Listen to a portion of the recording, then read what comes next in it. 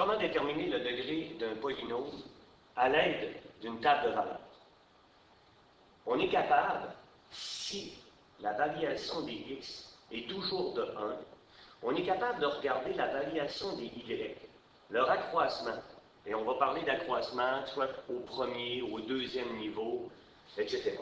Fait que regardons une première table de valeurs. On a ici la fonction y est égale à 3x.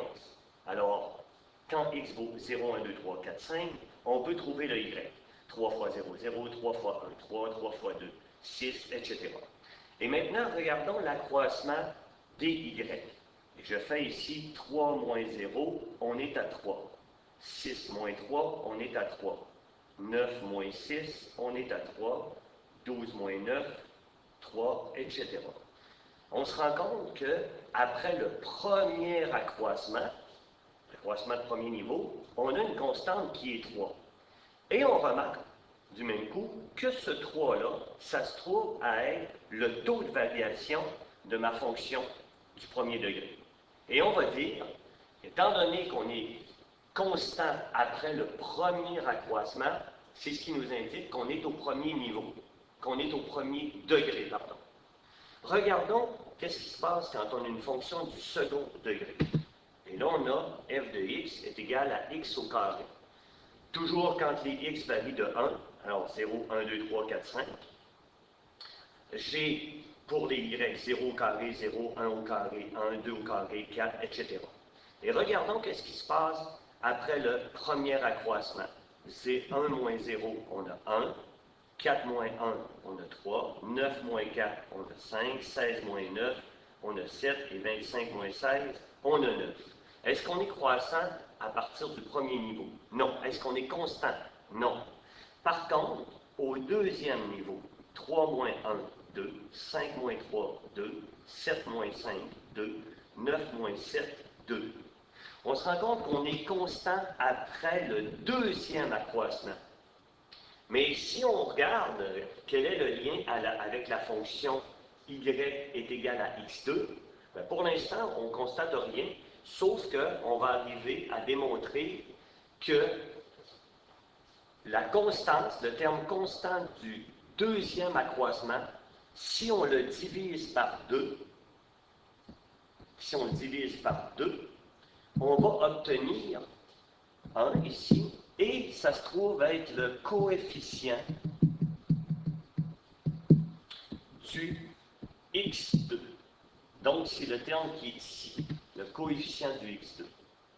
Dans mon cas, ben, ça va être 1. Parce que 2 divisé par 2, ça fait 1. Regardons un autre exemple pour le second degré. On a la fonction ici, moins 2, x plus 2 au carré. Toujours quand x vaut 0, 1, 2, 3, 4. On va compter. Quand x vaut 0, on a moins 8. Quand x vaut 1, on a moins 18. Et si on continue, quand x vaut 2, 2 plus 2, ça fait 4 au carré. Ça fait 16 fois moins 2, moins 32. Quand x vaut 3, 3 plus 2, 5 au carré, 25 fois moins 2, moins 50.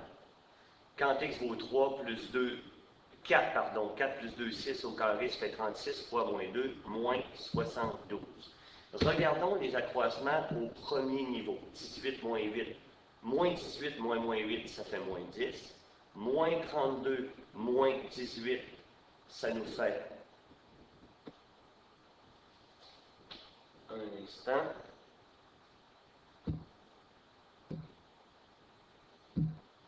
Bon, je disais que, bon, moins 32 moins 18, on est à moins 14.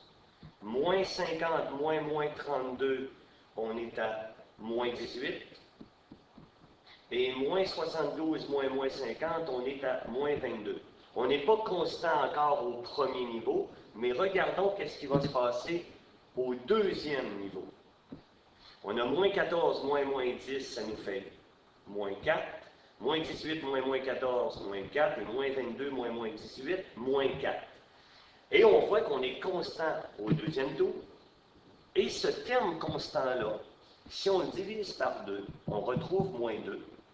Et ce moins 2-là est bel et bien le coefficient du x2.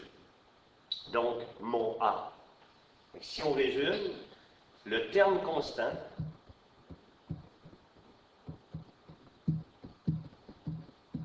divisé par 2, ça va donner le coefficient de x2 qui va être mon A.